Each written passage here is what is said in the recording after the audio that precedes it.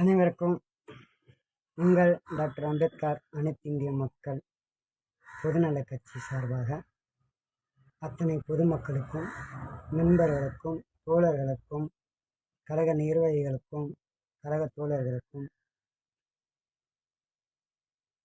நம் நாட்டு இளைஞர்களுக்கும், இளைஞர்களுக்கும், ஆண் சிங்கங்களுக்கும், பெண் சிங்கங்களுக்கும் எல்லோருக்கும் உங்கள் டாக்டர் அம்பேத்கர் அனைத்து இந்திய மக்கள் பொதுநலக் கட்சி சார்பாக இனிய காலை வணக்கத்தையும் நன்றியும் தெரிவித்துக் கொள்கிறேன். அஸ்ஸலாமு அலைக்கும்.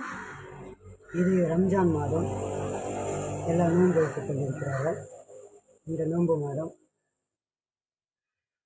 இன்றைய ரம்ஜான் நல்லபடியாக நோன்பு மாதத்தை கொண்டாடுவோம், சஹார் பண்ணுவோம், நோன்பு வைப்போம். எல்லாம் போலும் இறைவனுக்கு அப்படின்று சில அரசியல்வாதிகள் காஃபர்ங்க கரெக்டாக அந்த ரம்ஜான் மாதத்தில் மட்டும்தான் நோன்பு வைக்கிற மாதிரியும், கஞ்சி குடிக்கிற மாதிரியும் எல்லாம் கொண்டு வராங்க. கேட்டால் அரசியலோட பணி அப்படின்றாங்க. ஏன் அதுக்கு முன்னாடி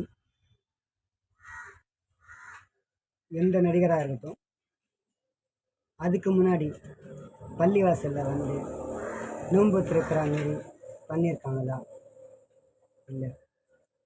ஏன் இந்த அரசியல்வாதி மட்டும் வந்து கரெக்டாக அந்த ரம்ஜான் மாதத்தில் நோன்பு வைக்கும்போது நோன்பு வைக்கிற மாதிரியும், கஞ்சி குடிக்கிற மாதிரியும், அப்புறம் வந்து அப்படியே வந்து அவர் இதுமாரி கொண்டு வர்றது?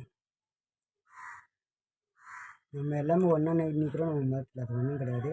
இஸ்லாமில் வந்து எல்லாமே ஒற்றுமையாக தான் இருக்கும். ஆனால் வந்து சில கட்சிக்காக ஏமாற்ற வேலை தான் இதெல்லாம். ஏன்னா ஒரு படத்தில் வந்து ராதா ரவியும் கவுண்டர் மணியும் ஒரு இதில் போய்ட்டு கஞ்சி குடிப்பாங்க. அதை வந்து கவுண்டர் மணி கவுண்டர் பண்ணுவார். அது செம்ம இது. அது கரெக்டாக இந்த இதுக்கு தெரிய வருது. கரெக்டாக இருக்குது. அதுக்கு நம்மளுக்கு எதுக்கு மக்களே மறுபடியும் சொல்கிறேன், ஓட்டு போகிறாங்க நல்லவங்களாக பார்த்து, மக்களுக்கு பொது சேவை செய்கிறவங்களா பார்த்து ஓட்டு போடுங்க. தயவு செஞ்சு காசு பணத்தை வாங்கிட்டு ஓட்டு போடாதீங்க. 2026 யார் வெற்றி பெறுவார் என்றுதான் என்னோட கேள்வி. காலங்காலமாக இருக்கும் 3 கட்சிகள் நடுவில் ஜாயிண்ட்